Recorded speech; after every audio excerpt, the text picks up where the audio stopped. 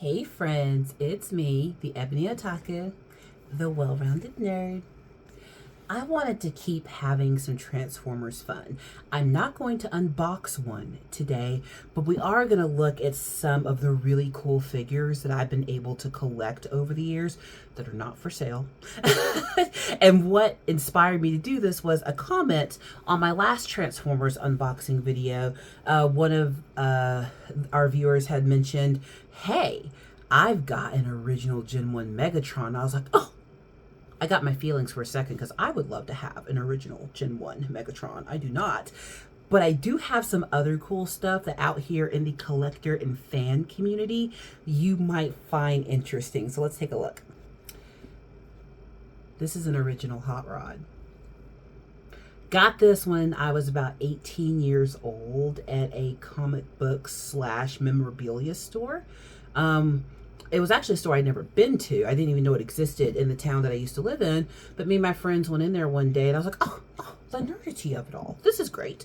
But then, of course, I immediately made a beeline for their toy display. And lo and behold, I found this guy. He did not come in a box. So that's why he doesn't have a box. And no, we are not going to transform him. The new Rodimus Prime that I have, I didn't mind transforming him, because if I broke him, I can get another one. I'm not going to be able to replace him. But his face is right here. Say, hey, Hot Rod.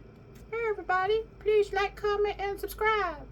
So maybe she'll transform me one day. But yeah, Hot Rod, my favorite Transformer, one of my favorite fictional characters of all time.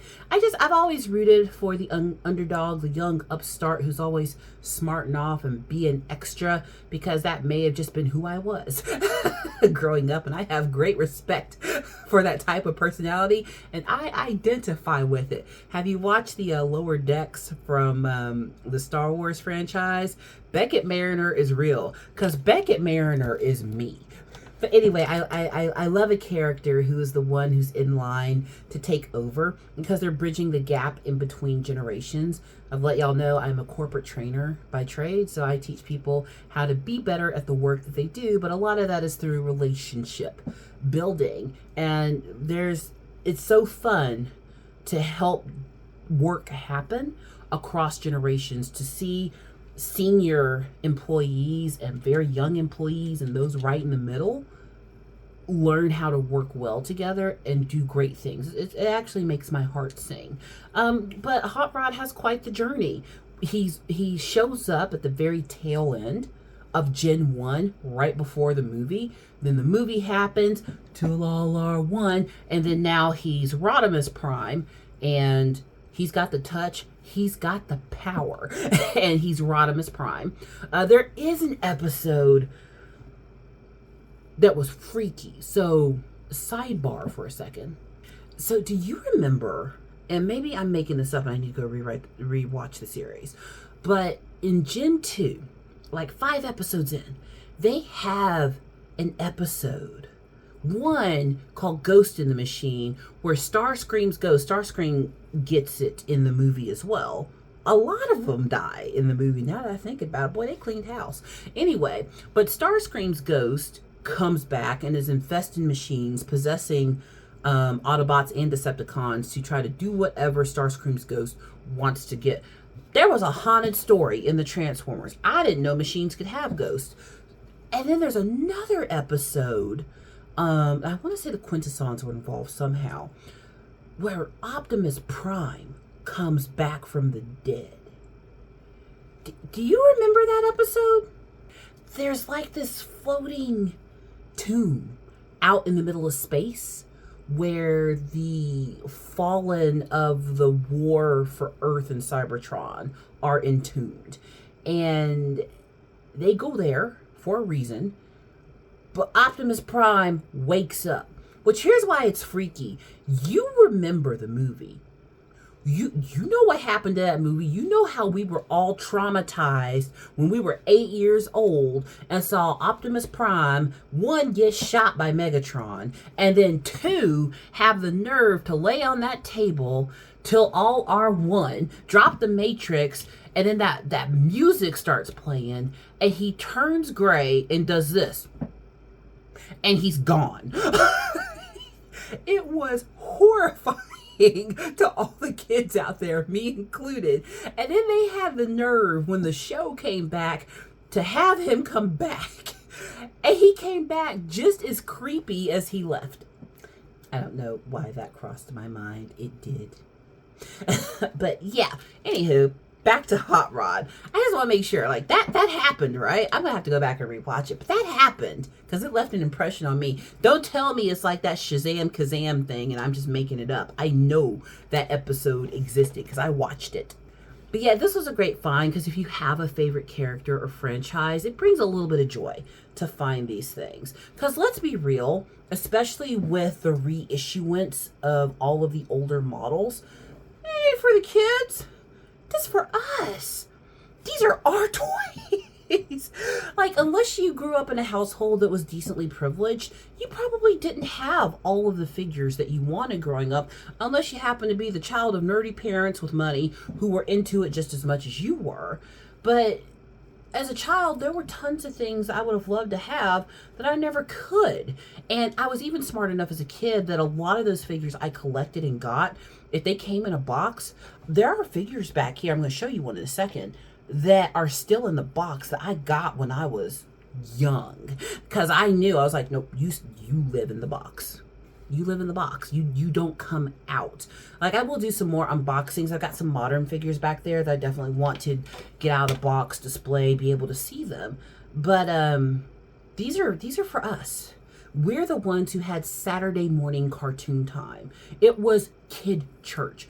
You get up at like 5, 6 in the morning on a Saturday, still in your pajamas, can't get up any other day of the week on time and be happy about it but Saturday. Because for 5 or 6 hours every Saturday morning, you get your big bowl, pour your favorite cereal in there, put way too much milk in it, drag your favorite action figure, doll, stuffy, whatever it was. You plop yourself in front of the television and commence to 5 sweet hours of animated bliss. We're talking G.I. Joe, the real American hero. Transformers! Best theme song ever. We're talking Jim. She's totally outrageous. I'm not going to do every single tagline. Maybe. My Little Pony. Just all of those shows that were created to sell toys. And you know what? Good job. Get your coins. Because you created toys that we had a connection with. And I appreciate it. But most of us couldn't have all of this as kids. I am very much a champion of escapism. Do what makes you happy. Because you're not hurting anybody. As long as you're not hurting anybody, do what makes you happy. Makes me happy to collect nostalgic pieces of molded plastic that turn between robots and cars. That's what makes me happy. So this is the first guy I wanted to show you, but oh, it gets so much better.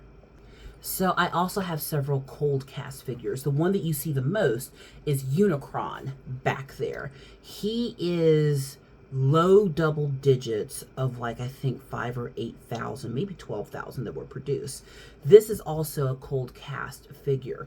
He's heavy. This thing weighs like 6 pounds. Hand painted, beautiful. But here's what's really great about him. 7,000 of this Optimus Prime bust were produced. And guess which number of 7,000 I have? Let's see if we get it to focus. Number 6 of 7,000. And oh, do you see that? Do you see that? It's signed by the artist creator. This was actually a gift that someone gave me. He was gifted, and there's one more that was given to me that made me even happier than that one. Oh yeah, I have a Hot Rod in the same cold casting. He's not single digits. However, there were 4,000 of this one produced. And this guy, is number 30 out of 4,000. So I was super happy to get him. He was also a gift. So these two busts sit on one of the shelves behind me. You never see them behind me because they're kind of off to the side. But aren't those just absolutely majestic? Look at the detail they got on these figures. And I really love him. One, because he's such a low number, and two, because he's signed. So, no, he's not for sale. Don't ask. No. This is for me. And I'm just being nice and letting you see that he exists. Drop down in the comments, what cold cast figures have you been able to collect? Do you have any of these original busts? I have 4 altogether. I also have a Ravage out of the same company and same series. These were cold cast porcelain busts sculpted by Raven Hood, and these were produced by Hard Hero Enterprises. So they got, if you look on the bottom there, this is actually in partnership with Hasbro. So these are authentic character productions.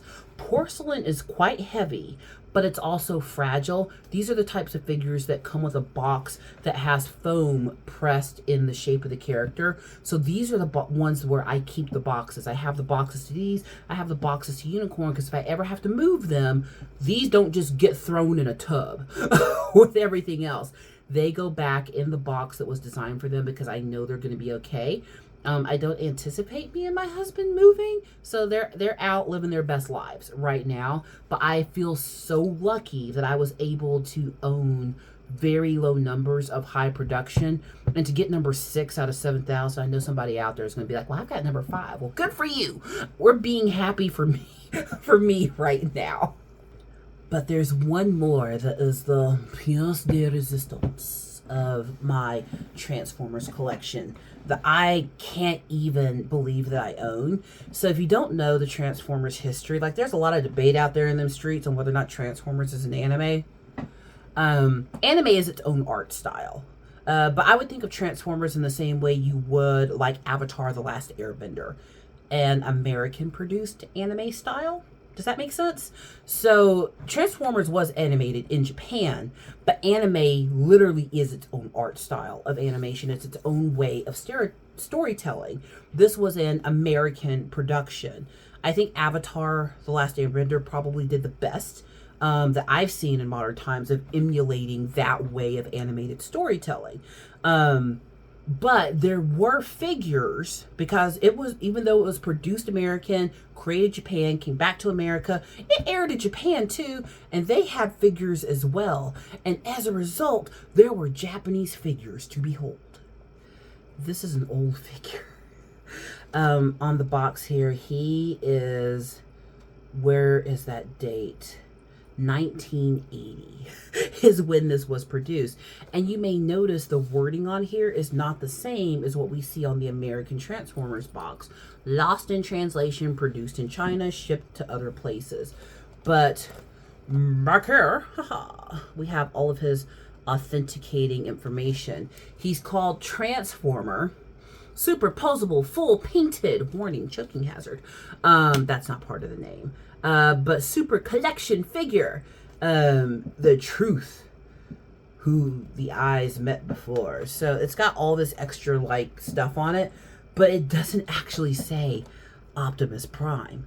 We know this is Optimus Prime, but it doesn't say that. And that's what kind of makes this super fun, because you don't get the naming until you read the card information on the back. The cards are in this box for the characters, but it says we've got an Optimus Prime with the Matrix. He's got a Matrix of Leadership stuck down in here. And then he also has another set of hands. That's something really cool about Japanese figures, is they usually come with extra hands. The reason this slot's empty is because he's got that hand. He has another weapon here. The Matrix is down here, but he's not coming out the box. I can't replace him. You know, but that's what's really cool, and it's interesting to see what things were called in other places, because we say Optimus Prime and Megatron, they're called something else in another language. Everything doesn't translate perfectly. Like, I've traveled a lot of the world, some for pleasure, some for work, and I love going to the movies and theater outside of America and going to a property that I recognize as an American, because it's just like, well, what did they call it? You know, so that's why he does not say Optimus Prime. That's why he says Cybertron Commander. And then this little ominous message on the side: freedom is the right of all sentient beings. Well, that's not a agenda at all. But no, he does not come out the box. Nope. Nope. I don't care. He doesn't come out the box. Never has, never will. This box has never been opened. This box is older than me. And the way that I got this one, let me think. Where did I get him? You know what? I think this guy came from the same store that I got him, but at a different branch. Yeah, that's right. There was one across town. There was one near where I lived. And then me and some friends, and I saw him, and I was just like, need him, got him, want him. I bought this one. So, gift, and then I ended up buying these two myself, but I've had these since I was a teenager, a young teenager, actually. And when I was 17, I knew he wasn't coming out the box. All right. Especially when you find a figure that's older than you. That's kind of special, especially when it comes from a franchise you love. Like if you're a Star Wars collector, if you happen to find figures that were produced in the late 70s, early 80s, that's a treasure. You don't want to open that. Don't let anybody give you flack on whether or not you open them or keep them in the box. That is up to you. You do with your figures what you see fit. But I just thought I'd do something fun for this Transformers video. So now I'm a Transformers and Warhammer channel. How did that happen? Is it really that unusual for females, women, to be into these particular properties? Like, is it really that odd? You know what? Let me stop talking. Yes, we exist, but I don't think women talk about this stuff as much. Because nerd men and nerd women are very different. Like last night we went to one of our local hobby shops we love to visit, and the Robotech and Aeronautica Imperialis crew were playing, and I was sitting out in the kind of lounge area painting on my army, and there was another girl in there, and she was there. I don't know if they were married or if that was her boyfriend, but she was there. And she was painting on, I think it was actually it was a Robotech tank. It was not, I thought it was Warhammer at first, but no, now I think about it, she was painting a Robotech tank. So she's sitting there painting, I'm sitting there painting, and there's like 30 dudes in a room around gaming tables, and we're just, you know, it's a little raucous in there, but hey, boys having fun, whatever. And then all of a sudden we hear, well, rah, rah, rah, rah, rah, words I can't say on YouTube, rah, rah, rah, ah! And me and her just looked at each other. We were like, man, if they ever say that women are more dramatic than men, they haven't heard men play tabletop games. But I think there are less women who are into these properties or will admit they're into them. Because in my generation, we are still living with, you were raised to be a certain way, and this is what you're supposed to like, and blah, blah, blah, blah, blah, blah, blah. So they weren't exposed to it at an early age. So if you weren't exposed to it when you were a kid as something you could have an option to like, probably not going to be into it as an adult. I can completely understand that. But Beckett Mariner exists, and Beckett Mariner is me, and I like what I like. Even as a kid. Funny story, and then I'm going to end this video. So, a toy that I wanted for years growing up for Christmas, for like 7 straight years, I put on my Christmas list an erector set. If you don't know what an erector set is, it was a little building toy, not unlike K'NEX, but K'NEX are plastic. That was a K'NEX Ferris wheel that my mom got me as an apology when I was post 30 for never ever listening to my request as a kid. But the erector set was like that, but it was all metal. So you could like build robots that worked and dump trucks and all kinds of cool stuff. And I really wanted it. And like every year I would put it on my list. And like one year they bought it. But they didn't buy it for me. They bought it for my brother. Yeah, I know. I am equally outraged as you are outraged for me on the other side of this screen. I was like, what the deuce? I'm like 9 years old. Like, what the hell, Mom and Dad? I asked for this and you got it for my brother. I ended up getting it from him. My brother is like real big into like pasta and cheese even to this day. So, and I've never been huge on pasta. So like one day at dinner time, I was like, hey, I'll give you my whole serving of spaghetti if you let me have your erector set that he didn't want. And I ended up getting it anyhow.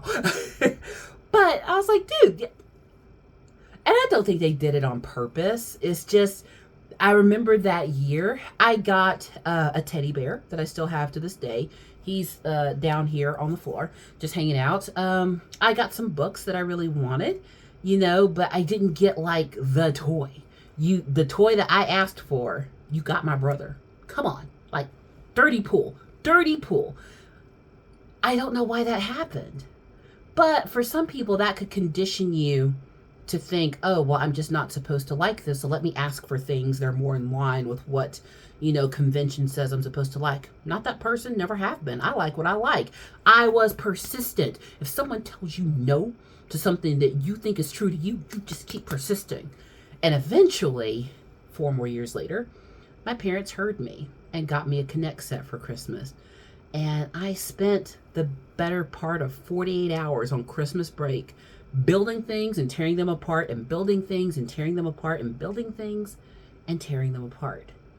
And thoroughly enjoyed it.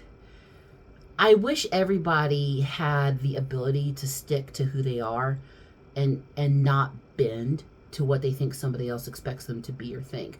My parents thought they were doing the best. They weren't trying to harm me. I harbor no ill will. My mother, at my big age of 35, 36, she got me that Connect set Ferris wheel as almost a makeup gift for my childhood, and I absolutely love it. I had a great time that Christmas morning putting that together. It was good for me. I want another one now. I want the roller coaster. Like, this challenge is done. I need another one. But to all the women's that might be watching in the background, it's okay. I don't believe there is such a thing as that's a property for the boys, that's a property for the girls. Good storytelling is good storytelling. Great toys are great toys. Good fantasy is good fantasy. Like what you like. And hopefully, guys out there who have said, man, I wish my girl was into Warhammer. Man, she would never let me buy those Transformers. Send her to my channel. Maybe I can help you. Let me help you. Let the lady see that it is okay and it does not make you less feminine, more masculine, whatever, to have varied interest. And even if someone's nerdity is not your nerdity, maybe we all can just get along a little better in this nerd universe, because the nerds need each other. Okay, we got to band together so that Hollywood keeps making movies and TV shows that we want to see, right? Yeah. So look, I'm working for you. All right. So send your girls to my channel, and I will help bring them into the nerdy fold. That's my commitment to you. I hope you enjoyed that. It was fun for me. It was nice taking a little walk down memory lane. I really am super happy with a lot of the figures I've been fortunate enough to collect. But in the meantime, please like, comment, and subscribe, and I will see you in the next one.